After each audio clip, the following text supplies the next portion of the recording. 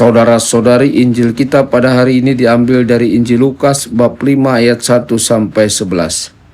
Pada suatu ketika Yesus berdiri di pantai Danau Genesaret. Orang banyak mengerumuni dia hendak mendengarkan sabda Allah. Yesus melihat dua buah perahu di tepi pantai. Nelayan-nelayannya telah turun dan sedang membasuh jalannya. Ia naik ke dalam salah satu perahu itu, yaitu perahu Simon, dan menyuruh dia supaya menolakkan perahu itu sedikit jauh dari pantai.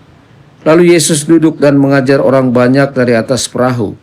Selesai berbicara, ia berkata kepada Simon, "Bertolaklah ke tempat yang dalam dan tebarkanlah jalamu untuk menangkap ikan." Simon menjawab, "Guru, telah sepanjang malam kami bekerja keras dan kami tidak menangkap apa-apa. Tetapi atas perintahmu aku akan menebarkan jala juga." Dan setelah mereka melakukannya, mereka menangkap ikan dalam jumlah besar, sehingga jala mereka mulai koyak. Lalu mereka memberi isyarat kepada teman-temannya di perahu yang lain, supaya mereka datang membantu. Maka mereka itu datang, lalu mengisi kedua perahu itu dengan ikan hingga hampir tenggelam.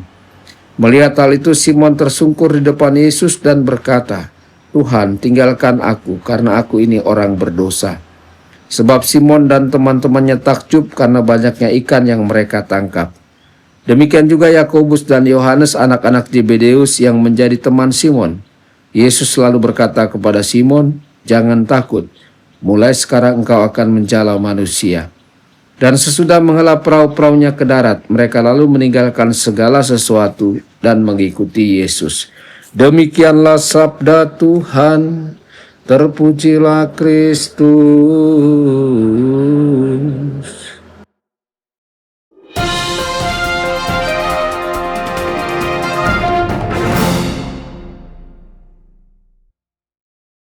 Dalam nama Bapa dan Putra dan Roh Kudus. Amin. Saudara dan saudari terkasih dimanapun Anda berada, jumpa lagi dengan saya Romo Tedens dalam saluran Warta Kabar Sukacita. Semoga Anda semua dimanapun berada senantiasa dalam keadaan sehat dan bahagia. Saudara-saudari terkasih, keempat Injil menceritakan kisah tentang panggilan para rasul pertama. Dalam Injil Matius dan Markus, Yesus berjalan di sepanjang pantai dan memanggil murid-murid pertama, Petrus dan Andreas, lalu Yakobus dan Yohanes. Mereka segera meninggalkan jala mereka dan mengikutinya. Dalam kisah-kisah ini, kita melihat Yesus Sang Putra Allah memerintahkan dan orang-orang langsung meninggalkan segalanya dan mengikuti Dia seperti seharusnya bagi Dia yang adalah Allah. Namun demikian, di gereja perdana sudah ada kekhawatiran bahwa kisah ini terdengar tidak realistis. Mungkin Yohanes dan Lukas menyadari kecemasan itu, sebab mereka melengkapi kisah dengan lebih banyak rincian. Saudara-saudari, dalam Injil Lukas kita sudah bertemu dengan Simon sebelum kisah panggilan para rasul.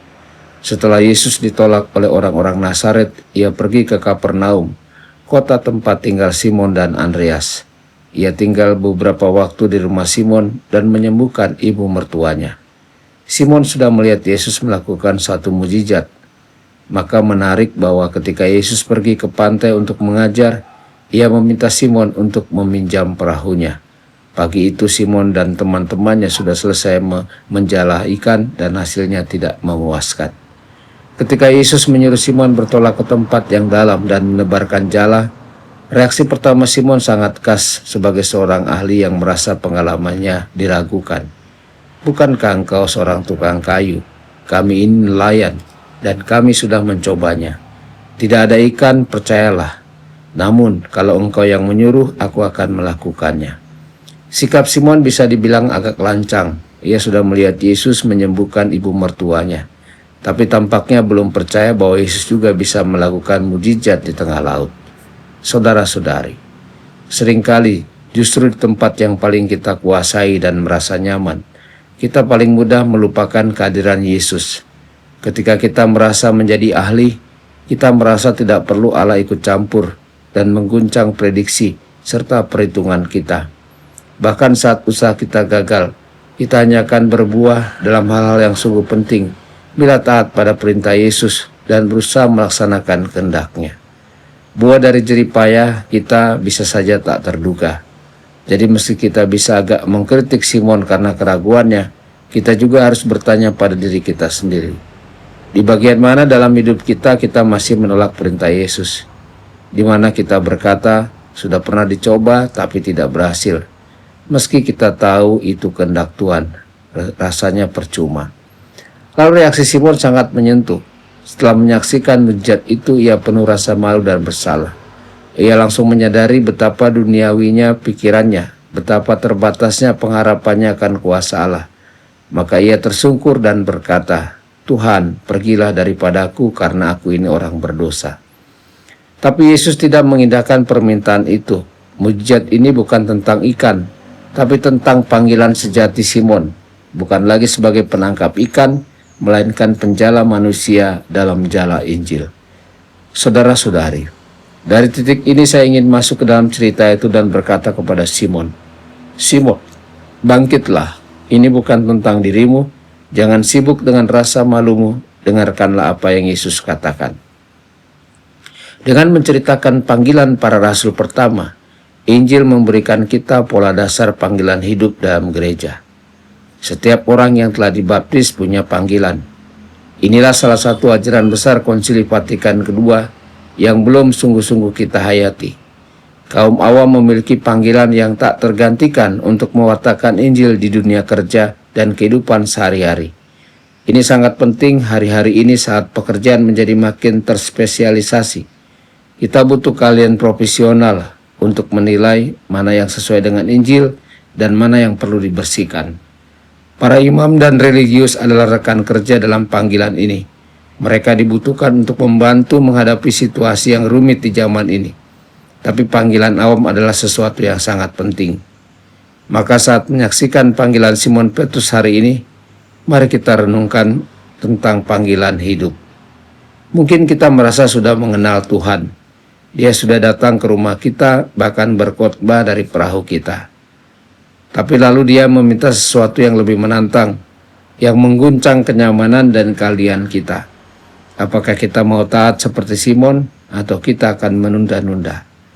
Ketika kita atau gereja secara keseluruhan menyadari bahwa kita dipanggil untuk bertolak ke tempat yang dalam dan hanya mengandalkan Allah, apakah kita malah sibuk memandang keterbatasan kita? Saya tidak sanggup, saya tidak punya pengalaman, saya takut. Padahal panggilan kita bukan tentang kita, melainkan tentang Yesus Kristus dan misinya. Jika ia memanggil, berarti ia tahu kenapa dan bagaimana itu akan berhasil.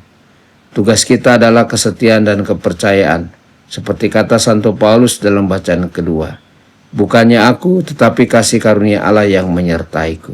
Saudara-saudari, mari kita mengenang segala kebaikan Tuhan dalam hidup kita, dan bersiaplah untuk masuk lebih dalam lagi ke dalam panggilan pribadi kita. Tuhan Yesus memberkati Anda semua.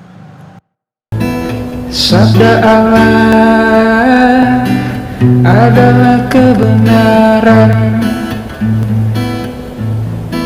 Sabda Allah adalah kehidupan. Mari kita mencintainya, mari kita menghayatinya. Ya Tuhan yang ku muliakan, sabdamu angkat resahku.